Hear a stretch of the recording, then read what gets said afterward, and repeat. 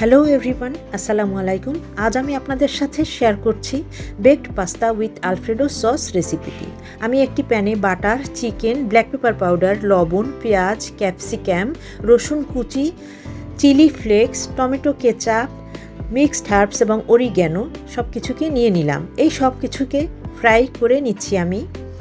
এবারে আমি একটি প্যানে নিয়ে নিচ্ছি বাটার এবং রেগুলার ফ্লাওয়ারকে ফ্রাই করে নিয়ে আমি অ্যাড করছি মিল্ক। আমি দিয়ে দিচ্ছি black pepper powder, oregano, mixed herbs এবং শ্রেডেড মোজারেলা। এবারে আমি সিদ্ধ করে নেওয়া পাস্তাটা অ্যাড করে নিলাম। এবারে আমি ভেজিটেবলস যেটা রেডি করে রেখেছিলাম সেটা অ্যাড করে নিলাম, দিয়ে দিলাম চিলি ফ্লেক্স। এবারে আমি ডিশ আউট করে একটি ওভেন প্রুফ ডিশে নিয়ে শ্রেডেড মোজারেলা দিয়ে সাজিয়ে ওভেনে 180 ডিগ্রিতে 25 মিনিট বেক করে নিলাম।